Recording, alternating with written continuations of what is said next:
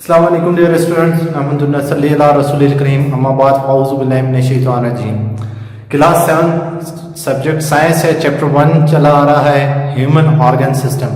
Human organ system में first lecture में हमने स्टडी किया था human digestive system. Human digestive system को रिकैप करते हैं, एक दफ़ा उसे दोबारा से देखते हैं कि हमने उसमें क्या जांचा था। ऑरल कैविटी के थ्रू खुराक दाखिल हुई थी। देन देयर इज अपेंडिक्स, एक कैविटी थी जिसके जरिए होते हुए स्लेवरी जूस के साथ मिलके that moves to the oesophagus.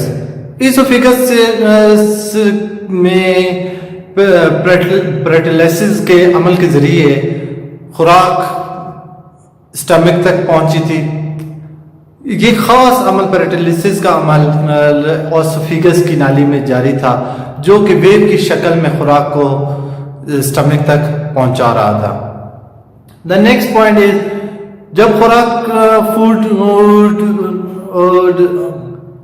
Stomach तक पहुंच गया था तो स्टमक में हमें दो ग्लैंड्स की मदद से वहां पर हमने प्रोटीन प्लस कार्बोहाइड्रेट्स को डाइजेस्ट करने का अमल शुरू हुआ था। देन मसल्स ऑफ द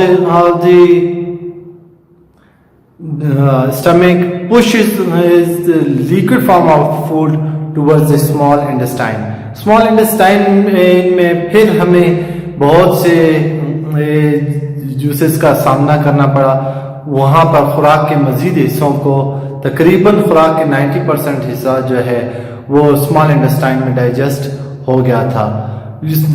उसमें फैट्स भी शामिल थे और फैट्स के कंपाउंड सबसे मुश्किल होते हैं और इसलिए उन्हें स्मॉल इंटेस्टाइन में जाकर डाइजेस्ट किया गया था। देन स्मॉल इंटेस्टाइन से liquid form of food transfer into large intestine.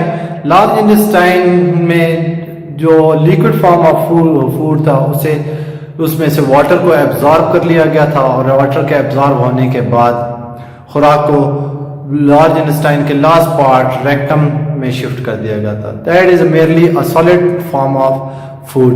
Solid form of food बाद में एनएस के जरिए पास आउट कर दिया गया था।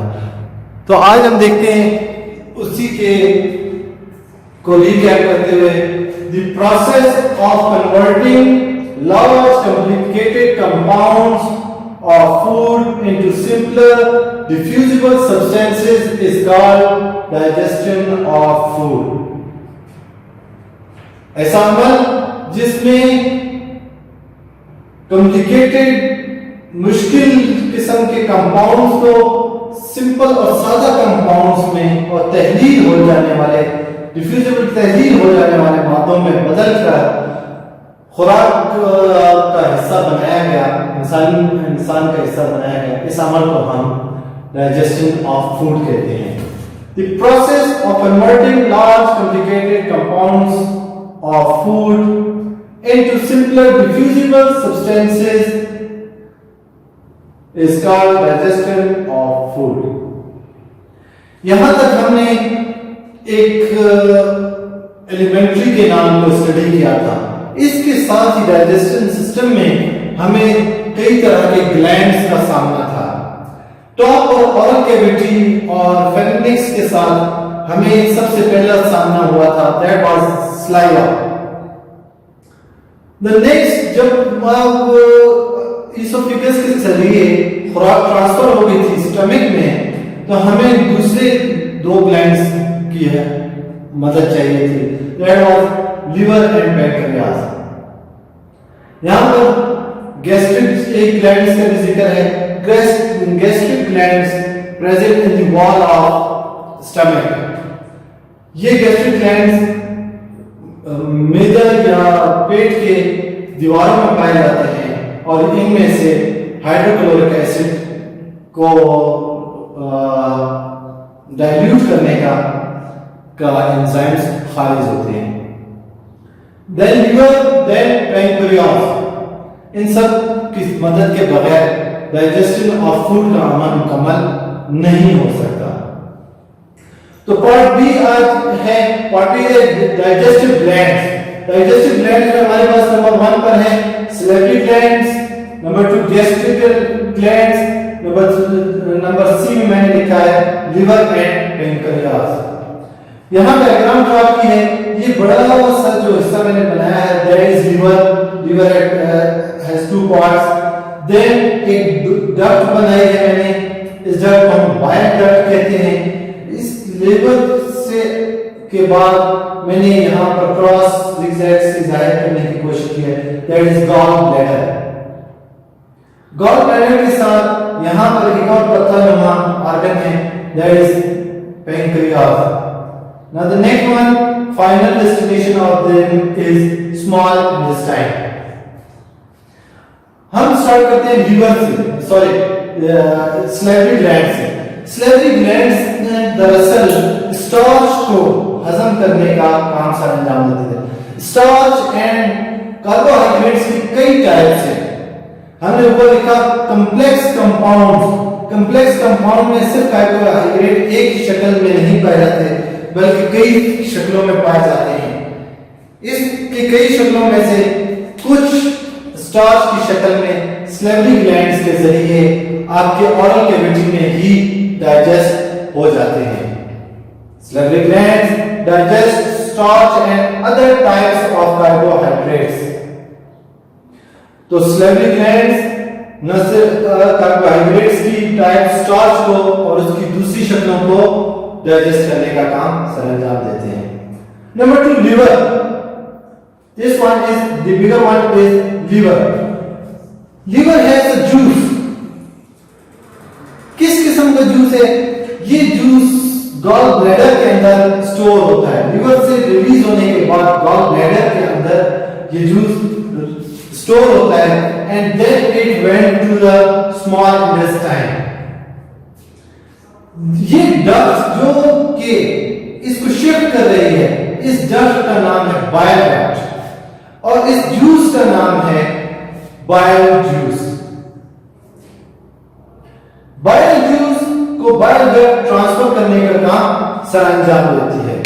Bile juice merely small intestine में रिलीज किया जाता है, जहां पर बाइल जूस के जरिए फैट्स और the most complicated compounds fats को डाइजेस्ट करने का काम सरंजाम दिया जाता है।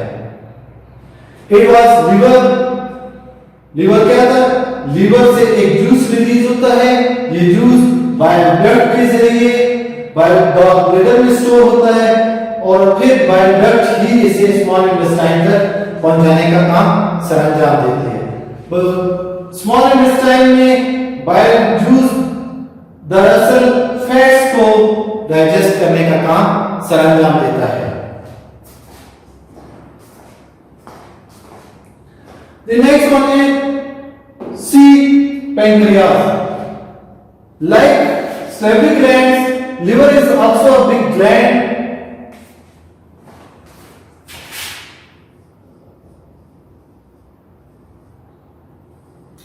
Liver is also a big gland. Now the third gland is pancreas. Pancreas क्या काम सरंजाम देता है? यहां पर भी एक खास किस्म के जूस की मदद से लिवर बाइल डक्ट अब मैंने नहीं लिखा, वहां पर लिखा था। अब मैंने सिर्फ और सिर्फ पेनक्रियास को फोकस करने की कोशिश की है। दिस ऑर्गन इज पेनक्रियास और इसके सेंटर में एक अदर डक्ट है that is called pancreatic duct.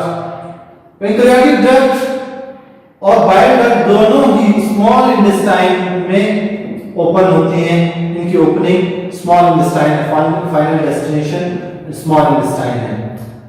तो bile duct, this whole organ is pancreas and their juice released into the small intestine through pancreatic duct। इसमें से एंजाइम्स रिलीज होते हैं। वो एंजाइम्स तकरीबन जो बाकी मादा खुराक है, जो खुराक के मुश्किल ज़रात हैं, उन्हें हल करने में, उन्हें डाइजेस्ट करने में मदद फराहम करते हैं। Students, let's repeat one time. The process of converting large complicated compounds of food into simpler diffusible substances is called digestion of food. फिर इसमें हमने आज ग्लैंड्स स्टडी किए. ग्लैंड्स merely 3 ग्लैंड्स हैं. A. salivary glands, B. gastric glands, C. liver and pancreas. salivary glands oral cavity में पाए जाते हैं जो टाइप ऑफ कार्बोहाइड्रेट स्टार्च और अदर टाइप्स ऑफ कार्बोहाइड्रेट को डाइजेस्ट करने का काम सरंजाम देते हैं. Liver is another big gland which release a juice which is called bile juice. bile juice bile duct के जरिए ये गॉल ब्लैडर में स्टोर होता है and release into small intestine. मैंने यहाँ छोटा सा एरो बनाया है. Release into small intestine. ये स्मॉल इंटेस्टाइन में पहुंचकर दरअसल most complicated complex compound fats को डाइजेस्ट करने का काम सरंजाम देता है. Then the third one is pancreas. Pancreas is another big gland. Pancreas यहाँ पर ड्रॉ किया है. पेंक्रियाटिक ड्रग इसके दरमियान में एक नाली है जो कि बाइल डक्ट के साथ मिलकर स्मॉल इंटेस्टाइन में एंजाइम्स रिलीज करती है और खुराक के वो कॉम्प्लिकेटेड कंपाउंड जो कि डिसॉल्व नहीं हो सकते थे उन्हें डाइजेस्ट करने का काम सरंजाम देती है. डियर स्टूडेंट्स, आपके होमवर्क में page number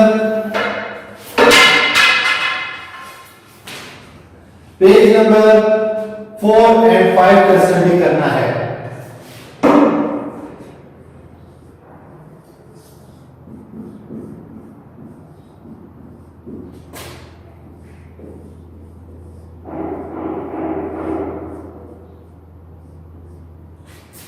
This is your homework, home assignment, whatever you call it. बहुत शुक्रिया.